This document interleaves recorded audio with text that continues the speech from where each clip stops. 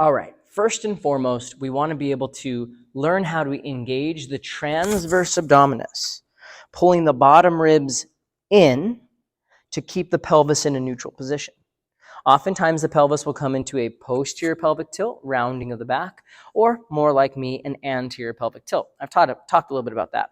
To engage the transverse abs, there are a lot of different ways to do that. One simple way is to stand up against the wall, okay?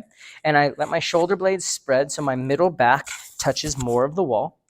From here, I'm going to pull my lower ribs. My feet are about 2 inches away from the wall. I'm going to pull my lower ribs into the wall, and I'm just going to hold that.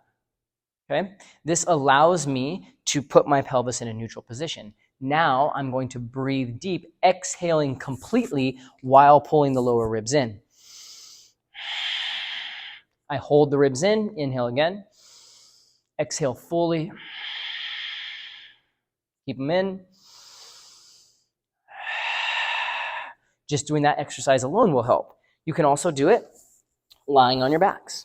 Now, when the legs go out in front of us, there's a natural arch in our lower back. Same concept here. I'll show you with my arms over my head, because when my arms go over my head, my ribs splay and lift. So the same concept applies. Bottom ribs pull into the floor. My lower back doesn't have to be completely flat, but I stay engaged. Okay, this is going to start to set up a really safe pelvis, a nice, strong, aligned pelvis and spine, so that we can get into more of our psoas stretches, hip flexor stretches. Now, of course, in upward dog and cobra pose, more common postures, we're getting extension of the spine. I prefer a more cobra, tops of the feet pressing down, elbows bend, and I press my pubic bone into the floor. Now, the most important part is to engage the core, pulling in those lower ribs and even the lower belly here. Obviously, that's a basic one. My next preference is Anjaneyasana low lunge. Now, the key is that my left knee stays behind my left hip. And I'm not going to, what I would say, avoid the stretch, which is sitting back on the knee and avoiding the sensation in my body, or bypassing it completely and just dumping forward. I want to be more engaged. So I press the back foot down into the mat.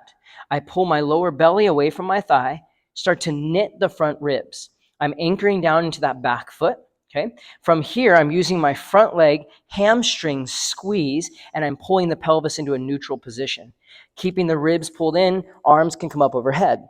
I prefer to avoid a back bend because I don't want to get the pelvis to tilt anteriorly. I want to pull the hip points up and feel the tailbone tuck under, giving a nice 5 deep breaths to deepen that stretch. Another way, if your knee is allowing it, is half hero reclined.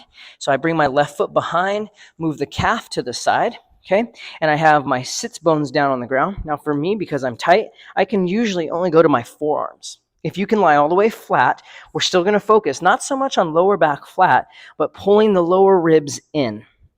Oftentimes people will go into both. Hero pose, and the cue in yoga often is to bring your knees together.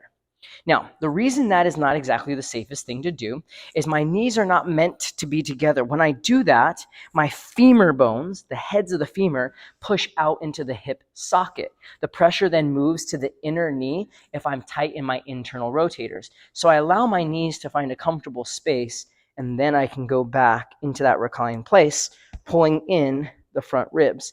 I prefer one leg at a time. If you have something pre-existing with your knee, maybe knee replacement where you can't get deep flexion, you can always roll to the side. I'm just trying to make sure I'm not leaning too far forward. I'll reach back, extending my hip. I can keep the foot there, still get the extension of the hip, bringing the top hip forward, pulling in the lower ribs, or even adding a little bit more by pulling back, taking the stretch deeper into the rectus femoris, the quadricep. Okay, so these are just a couple great stretches to do, yoga postures. There's one more thing I want to show you that I just recently learned about, which is creating some fascia stretch. So I'm going to take my right foot forward, much like a warrior one stance. You can be on the ball of the foot, or the back foot can be flat. You're going to take your hands underneath your belly button on the side that you're stretching of the psoas. And you're literally going to pull the skin, and you're going to stretch the skin up and in. I'm going to rotate my back hip, which is not a back hip, but my left hip, back leg hip, forward a little bit to the right. Pulling in, I'm going to breathe deeply 5 times. The whole time, I'm pulling the flesh of my skin, I'm pulling it up and in, down from low where the iliacus and the psoas reside. And I'm just pulling and lifting, breathing 5 times. And that gets a little bit of a fascia release. This is all tied to the energetics of the body. So it's so important to go back to the energy. Where am I feeling a lack of safety? Maybe money issues, home issues, family or tribe, community. Where am I feeling a little bit more in touch or out of touch with my emotions? Am I not processing an emotion? And don't forget, we have a course for that. My course on mastering your emotions, which will teach you, one, how to take one emotion, energy and motion, and move it to a higher state of being.